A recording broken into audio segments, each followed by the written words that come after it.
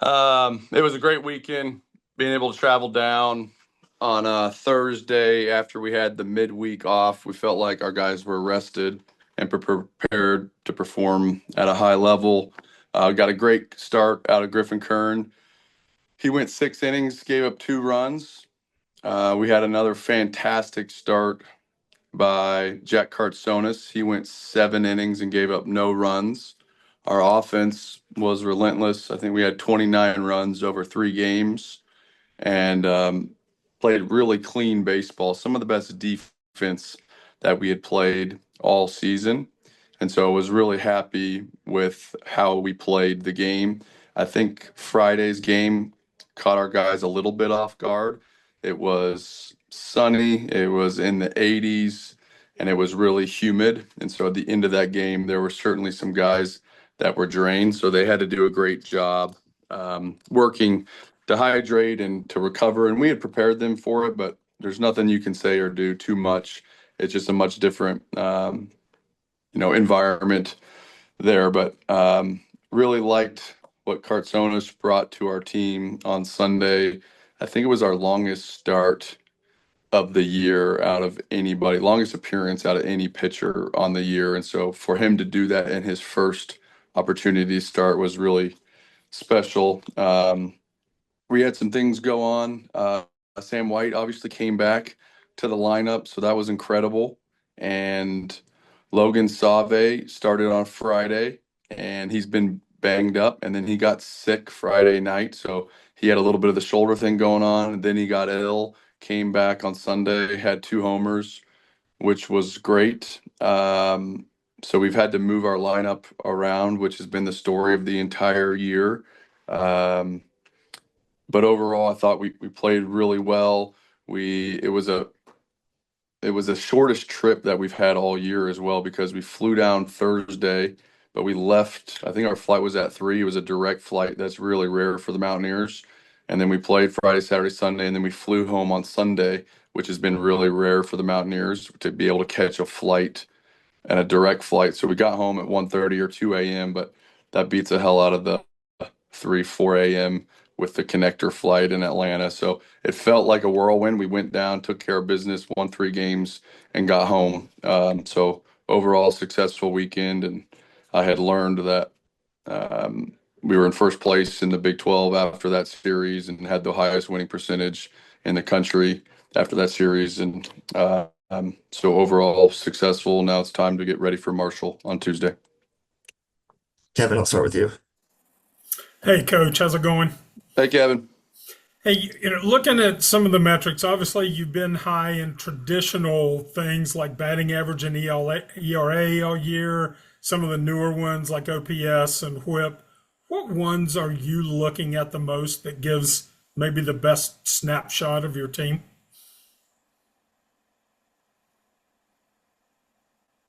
Not to be coach them, but I'm looking at wins. I'm looking at wins only, really.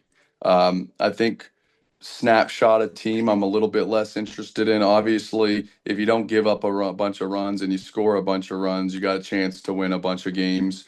And so I think that piece is really important. But I dive more into the individual, trying to piece together the best individuals to make an impact on the game. So we look at some advanced metrics and sabermetric stuff. We look at runs created per nine on a offensive side. So you're trying to just figure out who gets on base, who impacts the game, who has big hits, who can steal bases. And then there's also some sort of feel, not science based to it, where you're trying to blend different skill sets in a lineup so you have a chance to impacting the game in different ways. From the pitching standpoint, you can get really into the weeds with a lot of different metrics, but it feels like at the end of the day, the guys that throw strikes consistently get opportunities. And if you get enough opportunities, as a pitcher, you have a chance to perform at a high level, but you got to throw strikes, you got to limit base runners, and being able to have some swing and miss stuff to be able to either get a strikeout in a big moment or a ground ball in a big moment really plays. So whip is huge. And then some of those pitch metrics, they matter, but guys, it always feels like when it's all said and done and you're making decisions in the moment, it always comes down to trust. And trust is built on consistency. And so the guys that are able to do it day in and day out in practice, in batting practice, handle their stuff off the field and in the game, they always end up either with the bat in their hands or the ball in their hands on the mound. And so it legitimately comes back to trust factor when you're making decisions of who gets the opportunities in the game. Ryan, go to you. Coach, you mentioned guys coming in and out of the lineup, some important bats going in and out of the lineup and shaking up the lineup pretty much every day. But in doing so, you've scored 9 or more runs in 8 out of the last 10. What do you attribute that success at the plate to overall this year? Extremely talented players, depth of roster, which creates competition and prevents complacency in training, and our coaches. So Jimmy Rasinger, Jed Jerko, Jacob Garcia do an incredible job staying connected with each and individual guy and pushing people to get better and providing accurate information for those individuals to get better. So our staff is special. Staff is unique and they're really in tune with players. It's one thing to have a lot of information, but if you can't convey it to young people, you can't relate, you can't be in the trenches with them, it doesn't matter. And so it's about adults that have skills with relationships, care about the kids, are extremely knowledgeable, and then demand excellence on an everyday basis. But the players are good and the competition's real, so you can't rest on your laurels at all. You have to bring it every day, and that's why you've seen 8, 9 hole hitters carry our team on a regular basis. It's not a one-off kind of thing. Anybody can have a big day in that lineup. And then we've had injuries. We haven't been without our injuries so far. Logan, Sam White, Armani Guzman had a oblique this weekend swinging, and so wasn't able to play there on Sunday. We've had a few others, and whenever that has happened, we've been able to thrust somebody in a situation and they perform great. It's you guys see it, right? Like you start thinking about the lineup and it's like, how in the world could you not have Guzman in there? Well, how in the world could you not have Gavin Kelly in there, or Sam White, or Logan Save, or Grant Hussey, right? So they only allow us to put 9 dudes in there at a time. So that's really the reality. I believe that we're working with. I think we have a special group of offensive players. Justin, go to you. Hey, Coach, you had mentioned the winning percentage there. That obviously also translates to your road games, highest winning percentage in road games, 18-1, I believe. I'm just wondering, obviously, West Virginia geographically isn't one of those schools that can play the first month at home, that kind of stuff. So that 18-1 road record, kind of tell me the story behind that. Do you have a secret sauce? And I imagine there's a great deal of pride in that. There is just,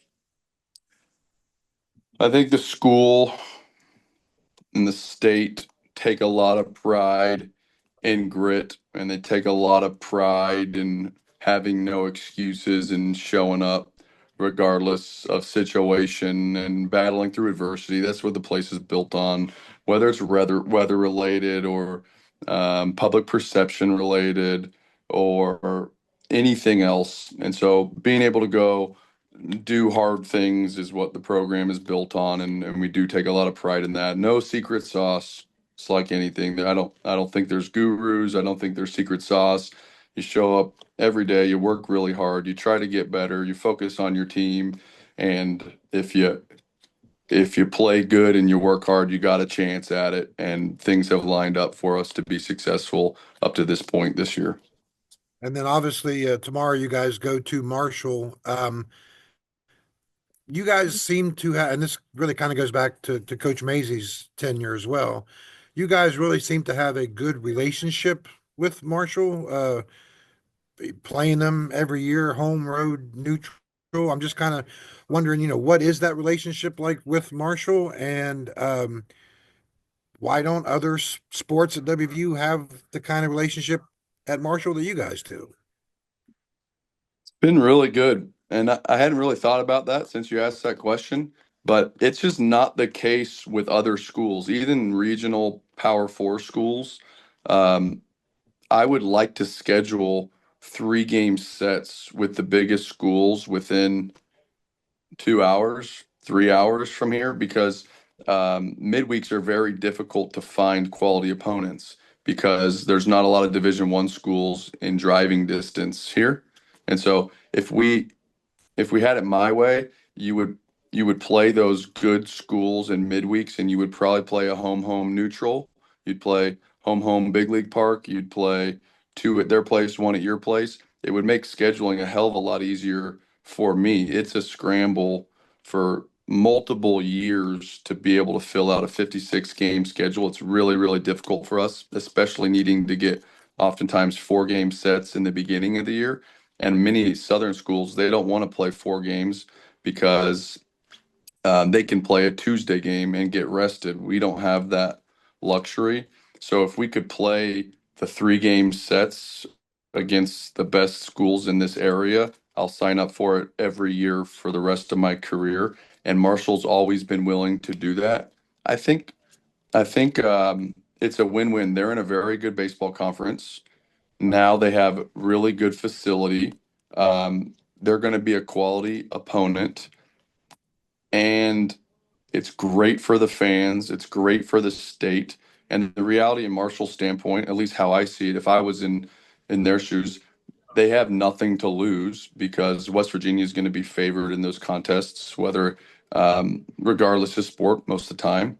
And so they should go play great competition at the mid-major level. You play the best competition you possibly can. Your RPI will probably go up whether you win or lose the game. And normally those mid-major schools, they need to win their conference tournaments to get into the NCAA tournament Right. anyways. And so it helps prepare their team by playing good competition. Um, they're in a good situation regardless. And so I think the relationship's been great. I always really like playing those guys just because it's great energy and they're coming after us. They beat us last year at their place and had a light show for 30 minutes as we walked to the bus. And so I just think in general, that's what college baseball is about, right? Like let's go sell out stadiums. Let's set records for attendance. Let's get as many Country Roads Trust loggers in that place and go play high end baseball. And so I'm all for it. They've been good and they've had 2 different coaches there and they've wanted to set up these 3 game series every year. Thank you, Coach. Yep. Eric, we'll go to you.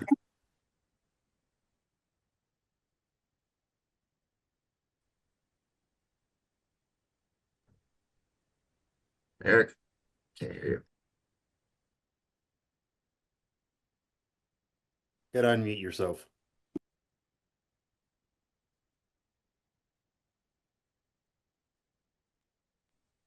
Mike, we'll just go to you then. Okay.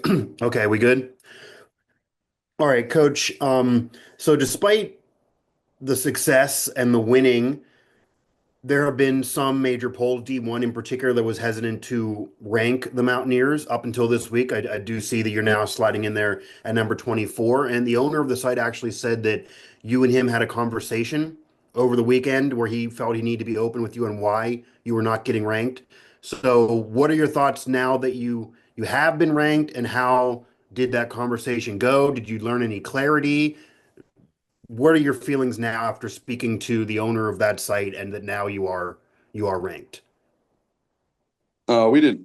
Yeah, nothing was ever said about rankings or Okay. anything like that. So he just asked about the team and how guys were doing and wanted to hear my opinions on Gavin Kelly and Chase Swain and wanted to know how it had been being first year head coach and taking over the program. And those guys Okay. work really hard. Those reporters, there's a million sites out there. So um, whether it's D1 baseball or prep baseball report or perfect game or whatever they have they have their job to do, and that's right about college baseball. I got my job to do, and so I was just thankful that people that cover the sport wanted to come out and learn about the Mountaineers and hear what we got going on. And so um, I didn't know. Um, I don't keep up too closely with any of that is the reality of it, but I do know that that particular site does a great job covering our sport. And so whether we feel disrespected or not, that's not really of my concern. Okay, and then just a quick follow-up because you're talking about the schedule with Marshall. There has been some conversation on the hesitation for some of those sites to rank you prior this week was the strength of schedule early in the season. Obviously, that was talked about, weather-wise. There's different reasons why that may be the case. Does it give you any thought on trying to change that schedule, trying to accommodate what they are saying publicly to maybe make it tougher at the beginning of the season, even though you can't really play the home games? Or are you comfortable with the way things are? Um, Strength of schedules based on how other schools perform. So Right. unless we know how they will perform, it's not feasible um, to be able to schedule. So the reality is that this particular schedule was made 2 or 3 years ago, and it has been the same formula that me and Mays has basically scheduled for the last 10 years. And so schools are good if they beat schools like West Virginia. So the ironic part is like if those schools would have beat us more, we would have a better strength of schedule. And so like if you win all your games, the teams that you play aren't as good. And so I wouldn't change anything, obviously, up until this point. You can't ask for anything better right now. We got a ton of work ahead of us, and we have to get better and we will play even better teams moving forward. But the philosophy of scheduling has been the same for 10 years. Thank Okay. you. This is the question from Eric. His mic wasn't working, so I'm just gonna ask you. Are you surprised at all by the 30-4 start given the rebuild of the pitching staff, and then just how you just go back to the backstory of finding Griffin Kern and how he's made such a good adjustment to this level? Yeah, that's been the unproven, right? We lost 75% of our innings. Um, Lots of new guys. We're still working through things. You saw on Sunday, like we have some really great arms and big time players. And late in that game on Sunday, we gave some people some opportunities and we gave up some runs late because of walks. So we're not where we need to be. Um, but I am proud of what we've done on the pitching side because if you go to a super regional and have the best year in program history and lose 75% of your pitching, West Virginia has not traditionally been a program that has bounced back year to year and continued to build and gotten better. And so we haven't done that yet, but we have the opportunity to do that. So certainly proud of that. Griffin Kern is from Quincy, Illinois, and he went to Quincy, which is a small school, Division III school, and performed at a high level, and we started recruiting him during the Big 12 tournament. We were in the middle of playing games at the Big 12 tournament, and I was on FaceTime and phone calls with Griffin Kern and his family. And he wanted to go to a winter. He wanted to go to somewhere that had great resources and was being recruited by a lot of different schools. If you're left-handed and throw strikes, you have a chance of being recruited to some different schools. Not elite level velocity, but we took a shot on him quickly before he went to play in the Cape Cod League. And he had a little bit of draft interest, but probably didn't throw hard enough consistently to raise too many professional um, scout flags at the time. And we committed him. He ended up going to the Cape Cod League and dominated, which is some of the best hitters in the country and the best prospects in the country. And at that point, I felt like we had made a really, really good decision. And he was a guy that when you're watching video, you're watching like terrible granular video of bad D3 hitters through a chain link fence. So you're like hoping that you're getting the right read on his curveball and the changeup and what he's doing inside the zone and how he's competing. But he really sold me with his professionalism on the phone, his desire to get better.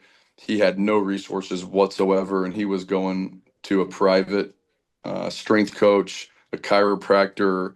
He was getting needling after starts. So he was like taking his craft extremely seriously at the lower level. And I was like, this guy's going to thrive when he has full-time strength coaches and athletic trainers and biomechanic data and analytics. Like this guy's going to be in heaven. He's going to get better. So the reality is that he was a great pitcher that's gotten better inside of our program, and he keeps getting better every week, which has been really fun to see. And Bassinger's another great one. Tarleton State. I think he's second in our team in innings and has been incredible. He's throwing twice a week and sometimes three, four, 5 innings twice a week. And then Jack Cartsonis, who got the start on Sunday, he's a transfer from Kent State that had surgery this summer that we committed a guy that is going to have multiple procedures on his arm. So pretty big risk. Not usually the formula of signing great players, people that are going to have their arms operated on. And so for him to do what he did and through 7 innings and the longest outing of anybody all year was pretty remarkable. Bob, Herzl, if you want to go. Yeah, sure do. Steve, you touched on this earlier, and I was going to ask about the idea of my theory as I've studied it is most games are lost, not won. And you mentioned, despite all the changes, despite all the changes in the lineup and injuries and the likes, you haven't made blunders all year. I mean, you haven't thrown to the wrong base. You haven't had bad base running mistakes. You've made routine plays. You've got the guys over, got them in. How have you gotten across the point that how important that is? Yeah, you're exactly right. You watch enough college baseball, and a lot of games are lost. Um, Games are screwed up. Bunts are thrown down the right field line. Um, Outfielders run past ground balls. Double plays aren't turned, and a lot of times in the moment, it's one small mistake, but it's the additional out given to the offense that leads to the 3-run homer. It's the same thing that happened with Kyle West in the first inning. Skylar King hits a ball off the pitcher's glove, and then Kyle West hits a ball 200 miles an hour off the light pole in left center. That stuff happens all the time. And so we make a huge emphasis on that, Bob, during the fall, but it's not secret sauce stuff. It's attention to detail and holding players accountable for playing quality baseball all the time. And it starts when you play catch when you're warming up for the game. You can play sloppy catch, you can play quality catch. We have a whistle during the fall that if a ball hits the turf when it's not supposed to hit the turf, we blow the whistle and everybody yells ball on turf. And then we pull the video from when the ball hit the turf and we watch it the next day. And everybody sits there and watches when the ball was thrown to the pitcher. And it doesn't matter. The play could be over. You record an out at first base, and the first baseman catches the ball, and his job is to throw it back to the pitcher. He shortstops the pitcher, or the pitcher drops the ball. That's a ball on turf. Or the catcher short hops it, thrown back to the pitcher, or the catcher's supposed to catch a ball when it's thrown to him. If it's a strike and it hits his glove and drops, that's a whistle, ball on turf. But there's a million different things like that in the fall that you either concentrate on or you don't. And if you don't, you're going to have a lot more of it happen in the spring. And so it's hard. It's hard to do that consistently all the time in the fall, but that's what good staffs try to do. You push yourself as a staff to not look past little things that get you beat. Because, like you said, Bob, the game is about most of the time not beating yourself. Okay, one more people to go through. Greg, Care, if you want to go. Steve, what has allowed this team to handle success so well?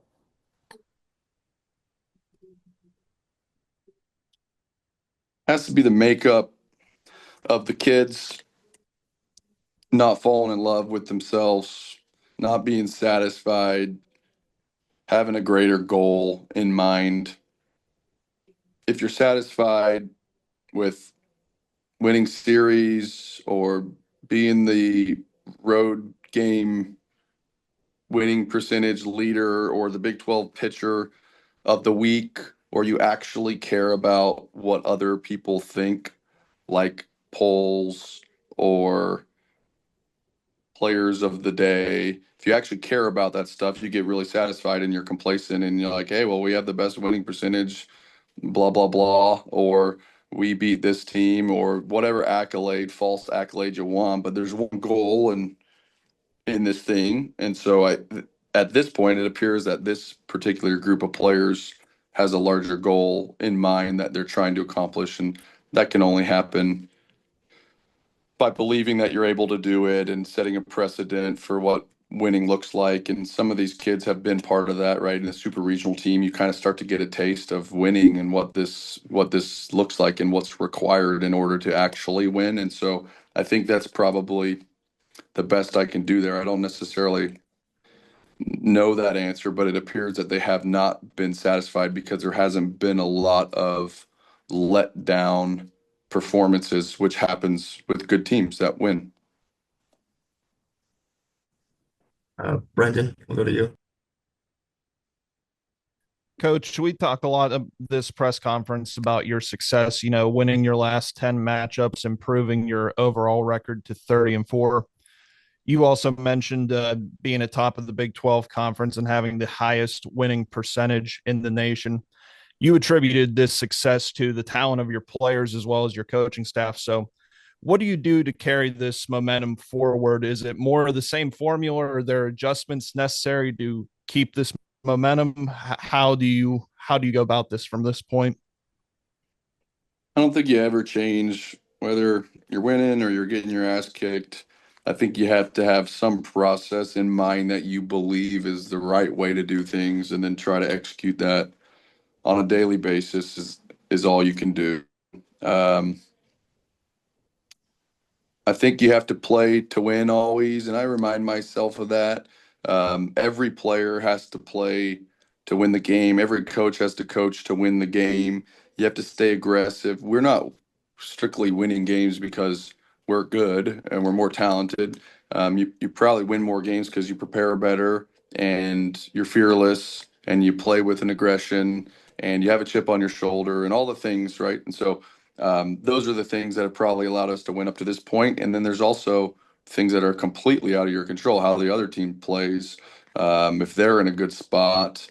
And so it's a game that if we really understood the formula, everybody would be doing it. And so I think just sticking to what we do and making sure guys stay hungry and don't get complacent, and be humble and thankful for what happened. We don't have a group of guys that fall in love with themselves, and so my message to them more than anything, which you may think it would be, um, maybe the opposite is like at some points you do have to enjoy some of the winning along the way. If you don't find joy in your daily life because these kids work their tails off and they train and they get home at 2 a.m. and then they're in the weight room today at 10 a.m. and then they go to class for 4 hours and then they hit, right? So it's a lot. And so they do need to reflect maybe once a week saying, hey, we played a hell of a series and we won, and winning's hard as hell. And we went into Texas into a school with one of the largest cities in America with some of the best baseball tradition in the country from an amateur side, with one of the best recruiting hotbeds in the nation. And we went and took three from there. That's something that they should build confidence and should be proud of. Doesn't mean that they think it's going to happen out of showing up to the yard, but I do think that's an important piece of this. And, final question, Mike Casazzo, will go to you. Hey Steve, how's it going? Great. How are you? I'm well, thank you. Just if I can ask you a couple on Cartsonis and your pitching staff. He's had starting experience before, and you've used him a bunch of times this year. Were you just looking for a Sunday arm or another weekend arm, or had you had something in mind with him long term and kind of built toward this? We had thought that we we wanted to get Estridge back in the bullpen and felt a little bit handcuffed because we didn't know that we had a proven option up to this point. Estridge has just been so good in the bullpen and had given up some more hits and runs than he was accustomed to in the starting role. He's a strike thrower and he's a competitor, which we love with Estridge. It's just like I have visions of, Stritch came in against that super regional at UNC and went 2.1 innings, 6 strikeouts, was dominating some of the best competition in the country. Really loved the moment, was not affected by the moment. And so in my gut, I wanted to get him back into the bullpen and just didn't know how to for about 2 weeks. Didn't think we had anywhere to go to. Cartsonis, multiple surgeries in the summer, rehabbed all fall, started throwing in probably like October, November, getting touches, like just throwing, not even pitching, and then progressed to the mound and then got like some sim games and started going a little bit in the early spring. And so arm health was as big as anything for Jack. And he would come out throwing 95 one outing and then 91 another outing. It still looked like his arm was getting healthy and he was kind of bouncing back. Um, and then 2 weeks ago at BYU, he went 2.1 innings of quality relief work. And I was like, that was cool. 2 innings? Hell yeah. But he completely ran out of gas. Velo dropped, demeanor, arm speed lessened. And then last week against Utah, he went 3.1 innings. And I'm sitting there just going like, this guy's going a little bit. He got his pitch count up to 60 pitches. He held his velocity for 3.1 innings. He ran out of gas, but it spiked a little bit late there. But I was like, this guy's hungry. He's team oriented, stud kid. He's like 32 years old and is not afraid of anything. That guy gives me a hard time all the time. Like he's just extremely confident. And after going the 3.1 innings and he looked great, I was like, hey, maybe he's ready, right? He went 1 inning, 1 innings here, there, 2.1, 3.1. Let's give him the ball and see if he's ready. He went 60 pitches, maybe he can go 70. And he ended up going, I think, 98 pitches through 7 innings, 0 runs, throwing a lot of sinkers, getting ground balls, quick contacts. So that allowed us to put Estridge in the game, and Estridge won us the Saturday game in the relief role. Um, so it couldn't have worked out better. And I think going back to the question just about trying to continue to play good baseball, you can't be afraid, right? You have to play to win, coach to win. I guess that's what I meant by that is just when things are going great, it's very easy to be like, what the hell, you're changing your Sunday starter? Like you've won every game with the Sunday starter. Well, we watch baseball for a living, and there's certain things that you just know maybe quite aren't right long term, and so you try to make changes. But if Estridge blows the game on Saturday and Cartsonis goes, point 0.1 innings and gets shelled, it was a terrible decision. But you just try to do what's right to set up the kids to be successful, and it worked out this time. Doesn't always, but try to put players in situations that allow for them to be successful. All right, that would lead me to this then. You probably have an idea of what your postseason arms look like as far as like who's starting, what order, when you get your bullpen guys in. Man, it's got to be hard to get there. How much experimentation, how much thinking, and maybe even saying no to some ideas is there just to get it situated? And ideally, how does that look for you at the end? Not names, but like just like construction of a pitching staff there. Yeah. Well, the Cartsonis thing came because I was basically talking to all the staff and thinking through every staff. And we have a director of pitching was with the Red Sox for 4 years and the A's for 4 years. He's a 8-time professional scout. He evaluated pitching for a living. Justin Oney, he's our pitching coach. He's incredible. And I was like, I want to get Estridge in the bullpen. I think we're going to win games with Estridge late in the bullpen. And I was like going through different names, and I'm like, just doesn't feel right. And Coach Garcia, who's our recruiting coordinator, he's been with me the longest out of anybody here on staff. he's the right hand man. He's recruiting 15-year-olds in the Atlanta Sun for 10 hours a day. Um, he's like, why don't you start Cartsonis? I was like, that sounds like a pretty good idea. And so you start digging, right? You dig on it, and what does every outing look like, and what has his pitch count been, and why has he ran out of gas? And um, you start trying to think, well, maybe it's the health and the surgery, and he's bouncing back, and then you're measuring. We have arm scores based on a device that players put on their wrist and shoulder that literally measures the strength of their shoulder. And so you go look at diagrams from the beginning of the spring to now and how his arm strength has actually increased over the course of that, and his internal and external rotation. And so you dive into like some of the medical side and the physical side. And after he said that, I like couldn't get off of it. I'm like, phew, I like that, man. And so I just kind of just you keep churning on it, but there's not an answer, and I don't know. I Who knows how people will evolve. Like there's kids like David Hagan who started against Marshall last time that went 4 innings clean. Max Stifler, 6'7", throws 95 with an 87-mile-an-hour slider and has been a whirl beater. And then there's days where he can't get an out. Um, but he's a freshman, so it's the inconsistency of the young guy. So and Bryant Yoke, right? He threw this weekend and wasn't successful late on Sunday. Didn't get an out, but he's up to 97.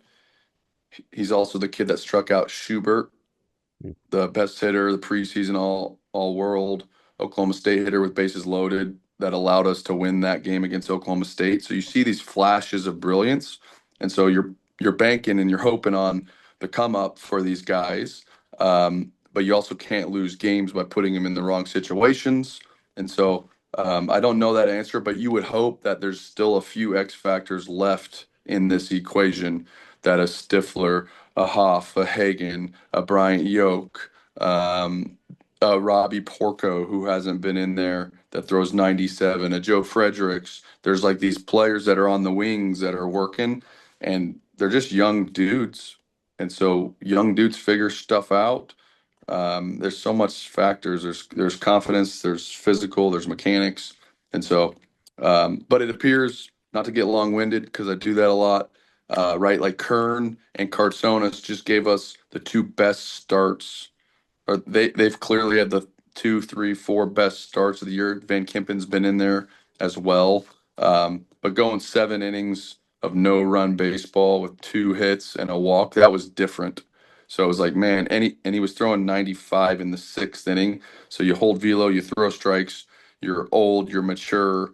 You can look a coach straight in the eyes and tell him how you're feeling and what pitch you want to throw. Those are all things that give you confidence in it.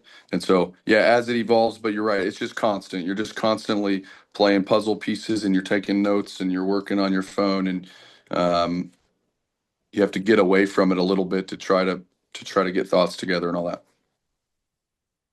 Great, thanks. Yep. Thank you, everybody. We'll see you next time. All right, guys. Thank you. Thank you. Have a good day.